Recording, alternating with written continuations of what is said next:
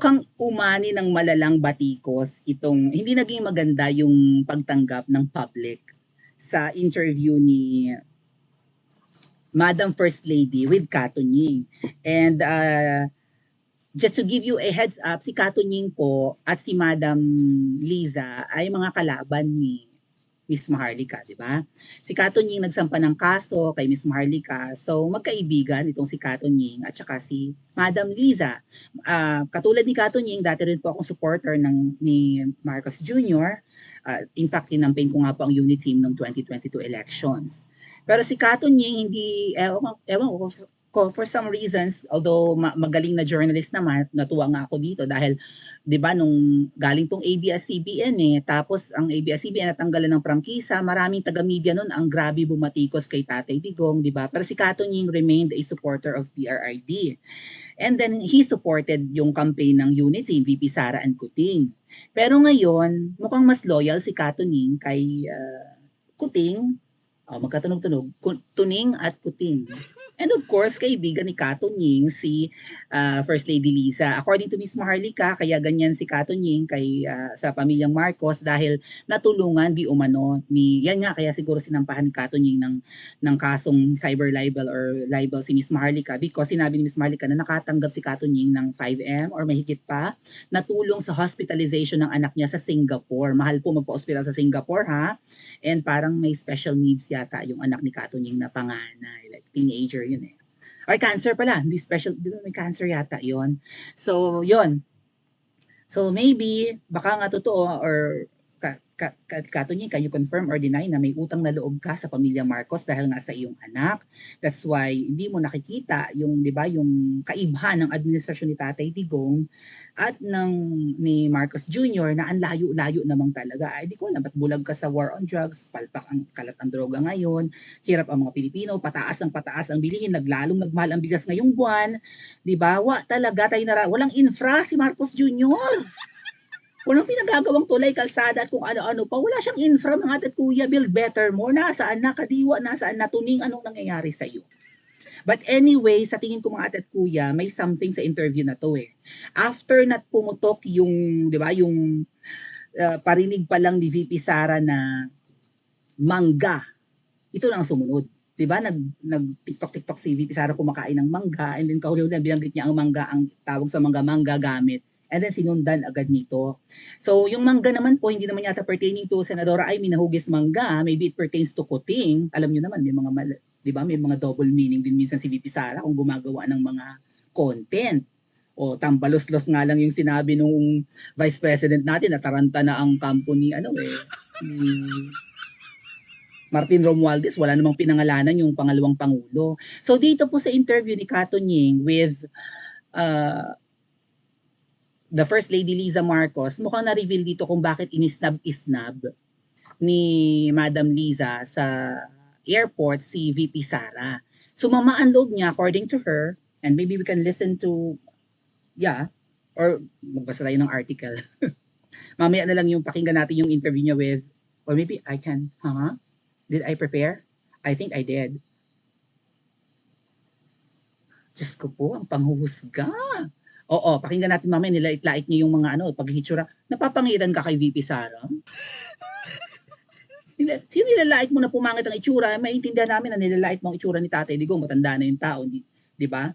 Ako, hindi ako napupugayan kay Tatay Digong noon. Malaki ang ilong niya. Tapos, di ba, kitang-kita ang mga pores. Pero, eventually, napupugian na ako kay Tatay Digong. Hindi naman siya napapanot, di ba? Mabuk pa si Tatay Digong. And charming ang kanyang personality, may sense of humor. So eventually nakalimutan ko na hindi naman pala napupugian na ako kay Tatay Digong. Kasi 'di ba, pinagsama physical attributes tsaka yung panloob mo. Yung panloob mo pwede mong ikapogi Kung ikaw ay may confidence, mga ate at kuya, 'di ba magaling ang iyong communication skills, may sense of humor ka, lahat ng lumalabas sa bibig mo sensible. In a way, may dating ka, may X factor, 'di ba? So, light-light si Madam na mga, parang, kumbaga, nagmamanifest sa itsura ng tao yung mga, di ba, yung mga naiinggit lang sa kanila. Pero Madam, ikaw itong hindi makapag-post sa FB nang hindi makinis ang leeg at ang mukha ay Pero sa interview mo with Katunying, ang haggard mo, Madam! Kitang-kita ang kakulubutan mo, hindi ka nga raw nagpa-parlor, parang ang gulo ng hair mo or hindi maganda ang ayos ng buhok mo, ang damit mo, parang losyang, naka-mini skirt ka, papayat-payat ng binti mo, sa pag-upo mo ganyan, umaangat-angat ang nalait-lait ka tuloy, no? So mukhang hindi, tsaka madam naman, anong purpose nito? Para i-bring down si VP Sara? Para makalimutan ng tao yung kanyang TikTok na mangga ay manggagamit? First time ko narinig mga tatkuya na yung mangga ay manggagamit. Wala nang iba. Pag mangga kasi ang alam ko, yung mga babalo yun eh. Walang double meaning ang mangga. Tama ba? Ito ang sagot nyo? Or maybe nasali, alam niyo mga kuya, ganun yan eh, di ba? May mga ganun tayong mga sayings. Kung hindi, bato-bato sa langit, yun na lang, gas-gas na. Alam mo yun, nasalubong ka lang or nagkasagian lang kayo ng kakilala mo, hindi ka masasaktan kung nasagi ka lang. 'Di ba? Pero kung may sugat ka at nasagi ka, hindi ka naman intensyon na saktan, aring king-king ka nasasakit kasi nga may nasaling sa may nasaling. Na-offend ka sa feeling ko na-offend ka sa word na mangga. Manggagamit.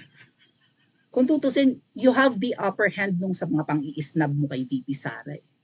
Right? Deserve niyang maisnab. Buti nga sa kanya. Si VP Sara ang dapat ma-offend sa pang-iisnab mo pero wala kami narinig sa kanya. Ang narinig lang namin lately yung manggagami. Ewan ko, gamitin ba yan sa mga lugar nyo? Pa-comment yung mga atin ko. Sa amin kasi wala. Pag mangga, di ba, ang unang papasok sa isip namin bukod sa prutas ay yung mga babalo. Ako, hugis mangga rin naman ako. Minsan hugis apple, di ba? Confusing. O, Senador ay may hugis mangga. Pero tingin ko yung manggagamit talaga dito, kung hindi man ikaw, yung asawa mo, madam. Kasi ginamit nyo si VP Sara. Okay? Huwag nyo sabihin na hindi mananalo si VP Sara kung hindi dahil sa inyo. It's the other way around. Baka hindi manalo ang asawa mo kung tumakbo si VP Sarang presidente, pangita. Lamang siya sa botohan. So, ginamit nyo. Na-offend ka ba? Nasaktan ka ba? Dumaan lang si VP Sara, dumaan lang sa wall mo or dumaan lang sa social media ng parinig, umaring-king-king ka naman, eto ang pantapat nyo. What's the point of this interview? Maybe you wanted to be, relatable sa tao. Maybe kaya ka nagpa-interview. Gusto mo, or maybe gusto ng mga PR team mo na marinig yung side mo, makita na ikaw ay vulnerable, mapagmahal sa mga matatanda, kaya ka nga may love for all, tapos ang sabi mo pa, hindi ka tatakbo. Hindi ka tatakbo bilang senador, yun sabi mo yung pinaka, di ba, yung parang, di ba, napaka-wild na allegations about you or fake news laban, yun yung parang sobra na, di ba? Or something, unbelievable na may bala kang tumakbong senador kasi sabi mo, ayaw mo nga sa politics, very private ka na tao. Kasi nga madam, yung picture, tamo nagbabanggaan yung mga sinasabi mo eh. Ayaw mo sa politics pero ang laki-laki ng mukha mo doon sa bus na yun or sa van na yun ng Love for All. Kasi yung project niyang Love for All, yung tipong hindi na, 'di ba? Hindi na magpapa-hospital yung mga matatanda, kung magpapa-check up, meron ng van na pupunta sa mga barangay or bayan na libre na yung check up at hindi nakukuha ng mga barangay permit, certificate of yung gano'n, indigenous kuning-kuning, 'di ba? Ano ba tawag doon?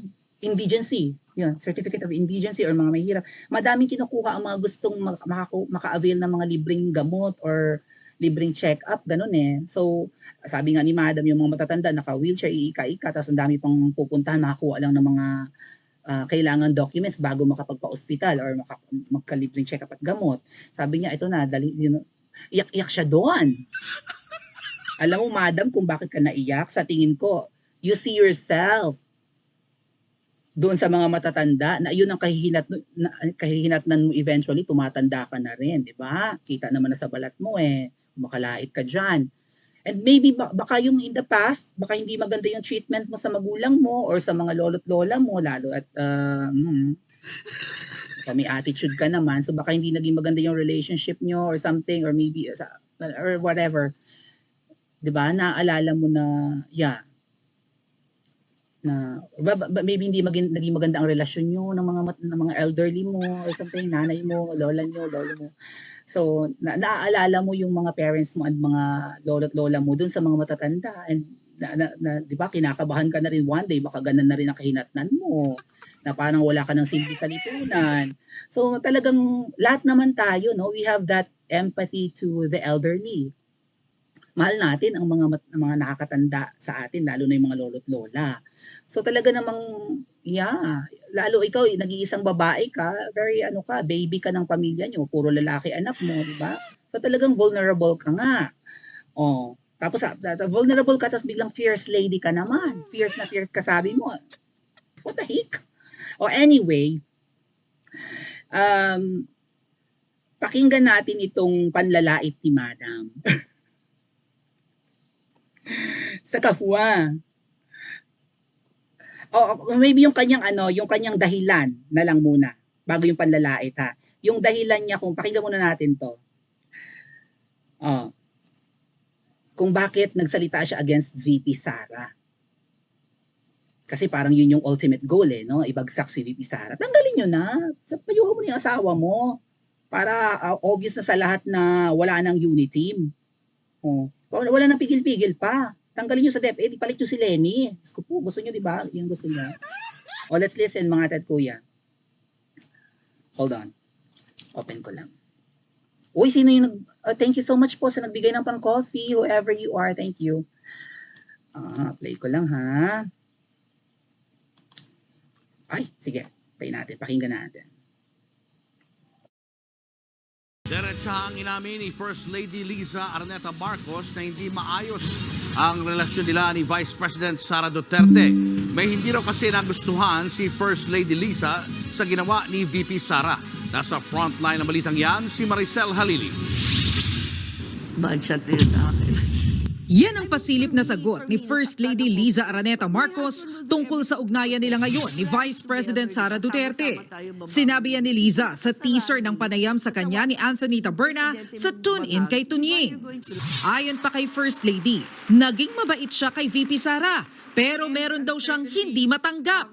I mean, for me, nasaktan ako because my husband will do everything to protect you. You ran together, di ba? Sama-sama tayo babangon muli. Pupunta ka sa rally, tatawagan yung presidente mong bangag, di ba you're going to laugh? Tama ba yan? Even Lenny never did that.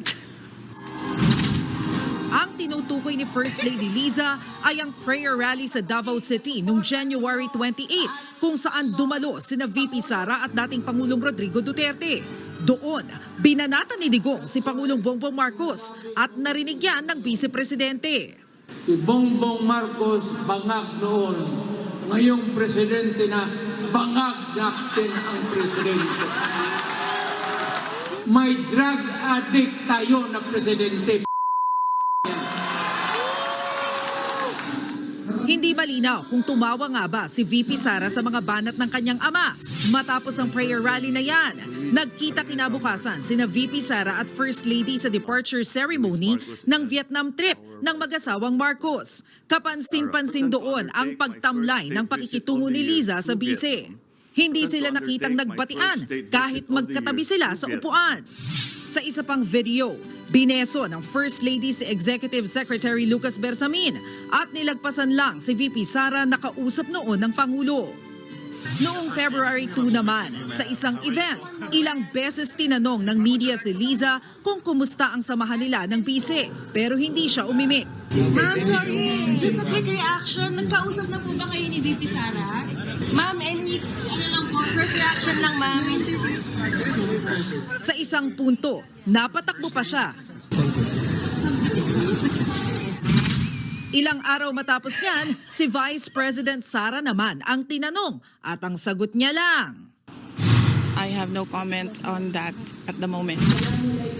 Sa kabila niyan, sinabi noon ng bise na wala namang problema sa samahan nila ni Pangulong Marcos. Pero nagpatuloy ang mga patutsyada ni dating Pangulong Duterte na binweltahan naman ni PBBM tungkol sa umano'y secret o gentleman's agreement sa China.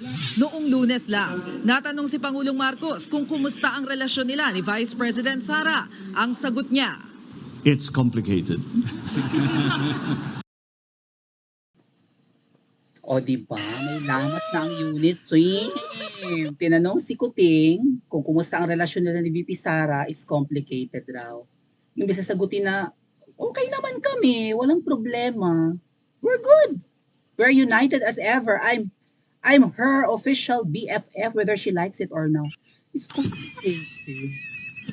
So, hati ka na sa nag-uumpugang bato. Kuti, ay, ano ba yun? President Marcos Jr., hati ka na sa nag-uumpugang bato ni VP Sara at ng asawa mo. Hindi mo alam. For sure, asawa mo pipiliin. Kaya si VP Sara, wa na yan. Sira na ang kanilang unit team ni Kuting. At nasira yan dahil sa'yo, Madam Lisa. Whether you like it, sinira mo ang unit team. Or maybe wala talagang unit team at the very start. Di ba nagsalita si Spokes Harry Roque patungkol dyan? Totoo daw na, bago natin i-play itong video mga at kuya na ng panlalait. Oh, sige, manlait ka muna, madam. Manlait ka muna bago yung binanggit ni Spokes Harry Roque. Dali. Play natin to.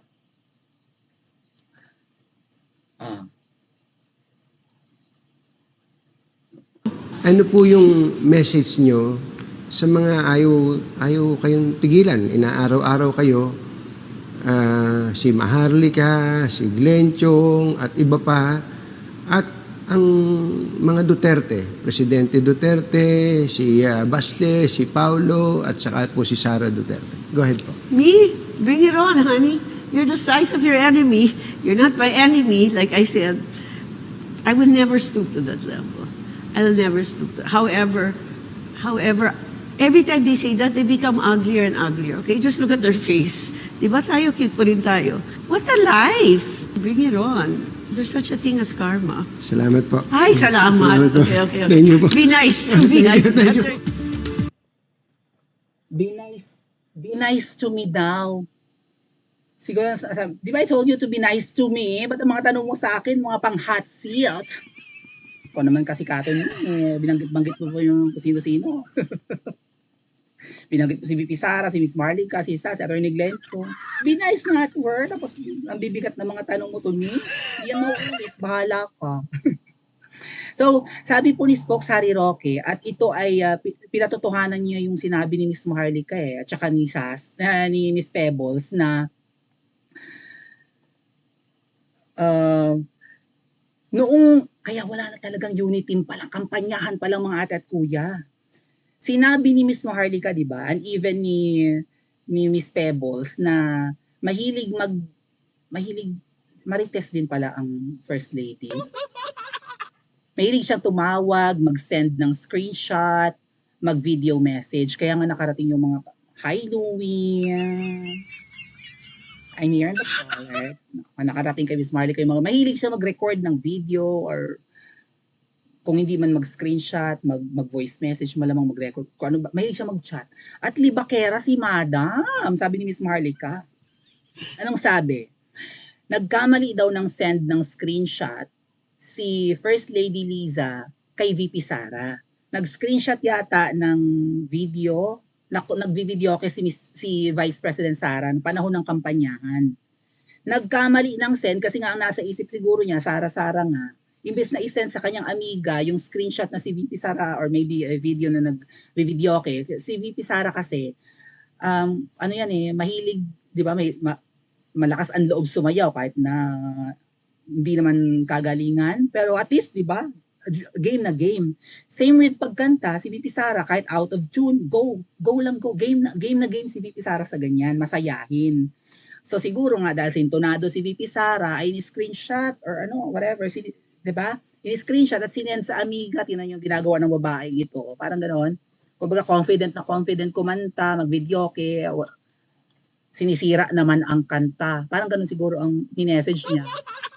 Pero sinend niya kay VP Sara yung screenshot. Nagkamali, baka lasing. Anong sabi ni Spokes Harry Roque? Kampanyahan palang umiikot na yung totoo daw yan. Kasi nga malapit si Spokes Harry Roque kay VP Sara. So malamang pinakita ni VP Sara yung message ni Madam. Right? Pinakita niya kay Spokes Harry Roque o kung kanino. O, tinan mo. Nag-send sa akin ng screenshot at tapos binabati ko sa ako. Akala niya kung kanino niya na-send. Sa akin naman. Kay VP Sara niya sinend yung paninira niya kay VP Sara. Pinatotohanan ni Spokes Harry Roque yan. Panahon pala na kampanya. So confirmed yung mga sinasabi ni Miss Marlica at ni Miss Pebbles. But despite that, Madam, wala kang narinig na masamang tinapay kay VP Sara. Tuloy pa rin ang unit team. At ito daw ay may element of selos kaya galit na galit ka kay VP Sara. Dahil nga touchy-feely yung asawa mo, kapit ng kapit kay VP Sara nung kampanyahan para silang mag-boyfriend-girlfriend. At ikaw ay naitsapwera, ay di dapat mag-enjoy ka na itsapwera ka or behind the scene ka lang. Kasi nga, 'di ba, very private person ka naman, sabi mo sa interview mo kay Katunying. O anong kinasasama ng loob mo? Silosa ka ba? O insecure ka ba, madam? Dapat secure ka na. May edad na kayo eh. Hindi ka na dapat naiinggit, hindi ka na dapat nagsiselos. Tapos sasabihin mo, ang pangit nila, tinan mo, oh, tayo cute pa rin. Ano ba yung nagbabanggaan yung mga sinabi mo? Nakita ng tao ba, nilalait mo yung may mga tattoo. Asan ba yung may tattoo? Dito rin yata kay Miss Crisette yan eh. Nilalait mo yung may mga tattoo. Diyos ko. Asan yung tattoo? Oh, kita ko sa inyo mga tattoo yan. Mapanghusga ka, madam. Well, natanong lang, 'di ba? Nadudulas siya eh. Hindi nadudulas. Nalalaman natin ang kanyang personality at 'di ba? Mapanlait, mapanghusga si madam. Or maybe elite talaga. Or yeah. Ay ko pananalita, I don't make patol, I don't, atinista yung sa pamilya niyo po, kumusta kayo bilang isang nanay? O mabait daw yung mga kids niya, so ibig sabihin mabuti siyang nanay, wala pa siyang naririnig na may binugbog or may tattoo sila. Kung may tattoo, madam, or tattoo, masamang tao na, kriminal. Pariwara ang buhay. My gosh! Ito ang first lady natin, papanghusga. Nilalait mo si VP Sara na sintonado, yun siguro yung meaning ng sinend mo screenshot. Look at what this girl is doing. Parang ganun yung message niya eh. O, very confident na kumanta, sintonado. Parang yun ang punto mo eh. Pinatutuhanan ni Spokesary Roque, mapanlait ka, madam. Na-booking tuloy. Alam mo, kasiraan ka lang sa asawa mo. Hindi nakatulong itong... Would you agree? Pakicomment niyo po sa comment section at mag-like and subscribe din po kayo.